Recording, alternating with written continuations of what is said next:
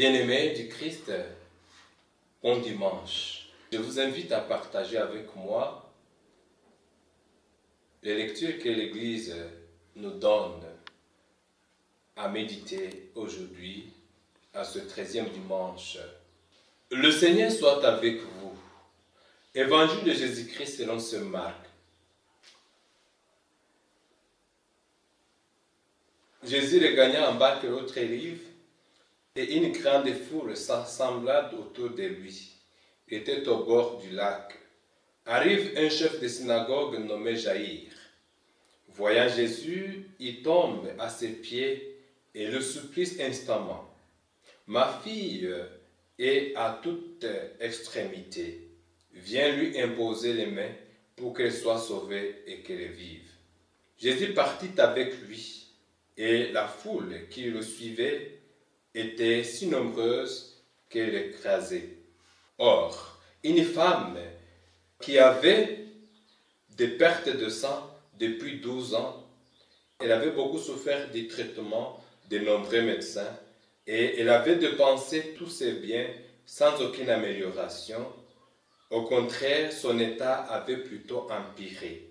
Cette femme donc, ayant appris ce qu'on disait de Jésus, vint par derrière dans la foule et toucha son vêtement.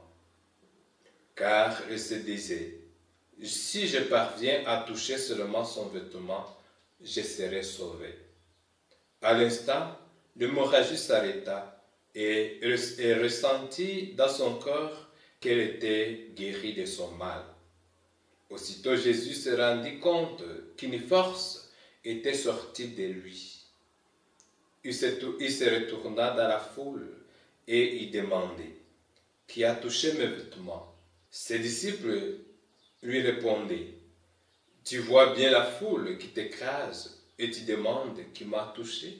Mais lui regardait tout autour pour voir celle qui avait fait ce geste. Alors la femme craintive et tremblante, sachant ce qui lui était arrivé, vint se jeter à ses pieds et lui dit toute la vérité. Mais Jésus reprit, « Ma fille, ta foi t'a sauvée. Va en paix et sois guérie de ton mal. » Comme il parlait encore, des gens arrivent de la maison de Jaïr pour annoncer à celui-ci, « Ta fille vient de mourir.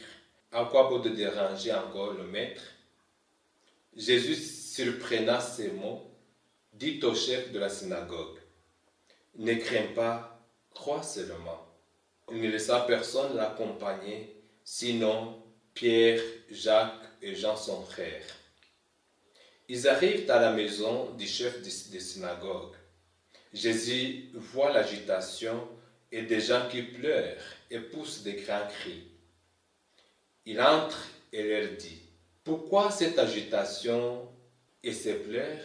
L'enfant n'est pas morte, elle dort. » Mais on se moquait de lui. Alors il met tout le monde dehors, prend avec lui le père et la mère de l'enfant et ceux qui l'accompagnent.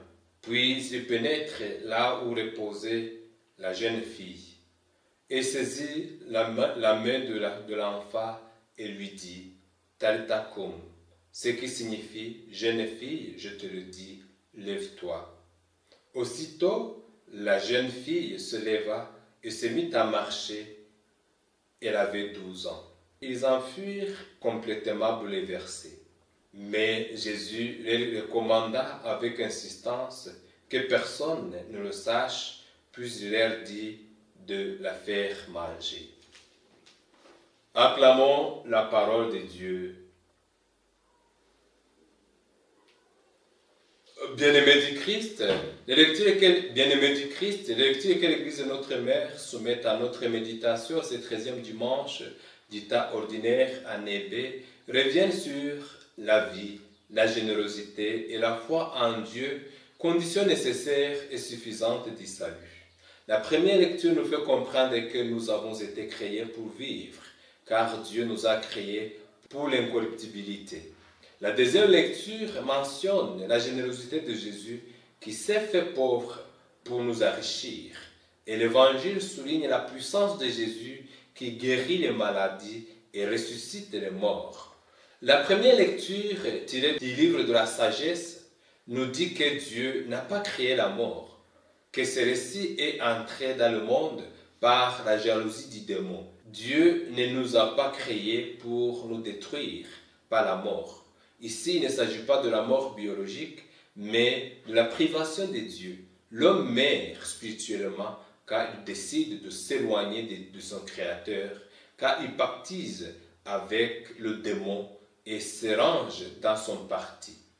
La mort spirituelle est le résultat de la volonté délibérée de l'homme de commettre le péché. L'immortalité de la justice détruit la puissance du mal et de la mort. Cette lecture nous rappelle la dignité de l'homme d'être créé à l'image de Dieu et de partager avec lui l'éternité. Dans la création, tout est pour l'homme et l'homme est pour Dieu. Confère Genèse chapitre 2 verset 19. La deuxième lecture nous parle de la générosité de Jésus et nous invite à son imitation. En réalité, par son incarnation et sa mort sur la croix, le Christ a épousé la condition humaine, faite de fragilité et de vulnérabilité, en vue de nous communiquer les richesses de sa grâce. Il a dit se faire l'un de nous au point de mourir pour notre salut.